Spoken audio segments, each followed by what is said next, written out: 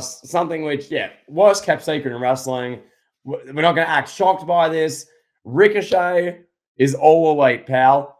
Kevin, how long do you get your credit card out and buy a Ricochet AEW shirt? Well, I don't know. I don't know about that one per se. But what I do know is, yes, Ricochet is going to face Will Ospreay. When will that happen? That's probably going to be Ospreay's next big opponent. Ricochet is going to come in. We're going to get them facing each other. Yep. And then it's going to be the learning tree, right? The learning tree of Jericho is going to confront Ricochet and beat him up. And and then we'll all forget about Ricochet. Ricochet be trapped in Tony Khan's toy box. Getting beat up by the vortex and the learning tree of Jericho. Can we make the learning tree of Jericho a banned term on this show? If you comment the learning tree of Jericho, I'm going to delete the comment. I don't want to hear about the learning tree of Jericho. I don't want to think about the learning tree of Jericho. I don't want to watch the learning tree of Jericho. I want Jericho off my screen, pal. Anyway, yeah, no, like back to Ricochet. Worst kept secret in wrestling. Did everyone and their dog and their mother and their auntie and their nonna pal, did everyone know that Ricochet was going to AEW? Well, those that watch, which is a limited amount of people, yeah, they'd know. But every comment on, I mean, like the Instagram posts announcing this, the tweets, the articles about it, every comment's saying the same thing, because for 3-4 years, it's been proven that, yeah, he'll come in, shiny new toy, probably match with Ospreay, maybe a match with Danielson at a special Dynamite event for the world title. And then back into the toy box you go, backstage, have arguments with Eddie Kingston, backstage, have arguments with Malachi Black in catering. Who took the last scoop of the mashed potatoes, pal? Slaps his mashed potatoes away. F you. I deserve more beans and rice on my bit of catering. Oh my God. Damn you. Oh my God. Yeah, I don't know. No, don't forget the inevitable backstage meeting where Jericho's like, all right, you got to put me over, kid. This is your initiation to the big time.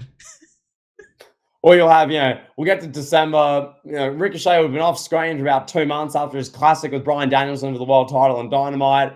You won't see him. Adam Copeland walks into Tony Khan's office. Tony, listen, I'm wrestling Ricochet at the next pay-per-view. Write it down, or else I'm leaving.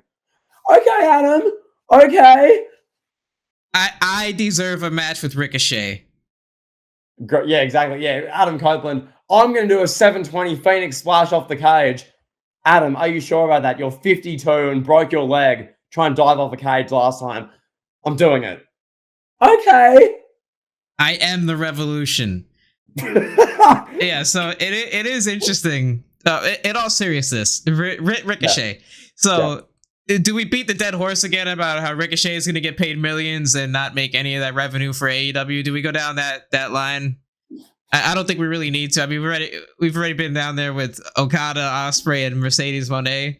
I thought we did that the other day with Mercedes. We just did. I feel like I was sat here 2 days ago saying that same thing. Anyway. Yeah, exactly. So, okay, we're not going to beat that horse to death. We know Ricochet is signing. He's overpaid, not going to do anything for the bottom dollar. Good for him. God bless Ricochet for cashing out. I would do the same thing if I were him. I'd be like, hey, Tony Khan, pay me all this money. I don't care. Get it done. Hey, I would do the same thing. This is what wrestlers were doing to Eric Bischoff in the 90s, in the late 90s. I don't blame him one bit. Hey, more power to you. You can get that money, get it. I'm happy for him. WWE was doing nothing with him, let's be honest. Yeah. For the greater part of his entire run there. He started out in NXT. It was like, oh, big signing. Yes, King Ricochet. And then he gets called up to the roster. His big moment for the majority, throughout the Vince McMahon regime, his big moment was getting squashed by Brock Lesnar on a PLE. That was literally his claim to fame in the Vince McMahon regime. And then it got a little bit better for him when Triple H took over. He did get the program with Logan Paul. Logan Paul literally was like, I'm going to beat you up in front of your fiance, and then beat him up in front of his fiance. And, maybe not the most wonderful storyline. But those Nick Khan checks were clearing, pal. So, hey, God bless him. I would work with Logan Paul. I'd get that pay-per-view check too. Hey, say whatever you want, bro. You're Logan Paul. Hey, it's a blank check working with you. So, I get it again, but I mean, what I'm getting at here is nothing really creatively satisfying for Ricochet. Ricochet is the guy that's tailor made for AEW. Ricochet is, I'm a good wrestler. I can't cut promos, very bland character, but I'm a good wrestler. I'm gonna have a 7-star match with Ricochet or with Ospreay. Before the bell even rings, Dave Meltzer would be like, "Oh, 9 stars, 9 stars, pal." So Yeah. he's the perfect guy for AEW. He is like the poster boy of WWE wrestlers that needed to sign to AEW. Like he's the guy, the face of that, of the guys that should jump ship. He makes perfect sense for the company and everything they do. Well said. No, agree. 100, pal. Nailed it. Yeah, but I don't want to mention Ricochet's run as the WWE Speed Champion. The WWE Attention Deficit Disorder Championship on X with the 2-minute matches, pal. What about that? Very riveting stuff. I mean, what are they, like 2 minutes or less matches? Incredible. Just absolutely just run of the mill stuff, pal. No, but in all seriousness, in all seriousness, when Ricochet shows up at AEW, I this doesn't feel like a hot take anymore. But Ricochet showing up at AEW is going to be a bigger deal than Mercedes Moné showing up in AEW. No, you're right. I mean, Ricochet will have his first few months where he's the shiny new toy, and he'll have, as the match against Ospreay, the match against Danielson. He'll have like a 4.5-star match on Dynamite against Garcia, or like a mid card talent. He'll have an incredible match against like anyone, and then all of a sudden, like, oh yeah, next. Like they'll do the Ricochet versus Claudio Castagnoli match, 20 minutes on Dynamite, but next to no reason. And you'll have to love it and have to say Dynamite's turned the corner and a great product now because it's a good match. And otherwise you get slandered by the AEW fan base. I don't know, pal.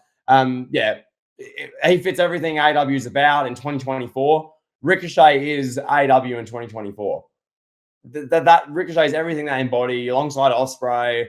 That is AEW. So yeah, we'll see how he goes. Hopefully he has a good career. I mean, as you say, like getting that paycheck is the main thing. The being able to live in like a big house for his kids and their kids and whatever. That's what it's all about, really. So can you really fault him to go? I can't fault him. I go to AEW as well. I agree with you.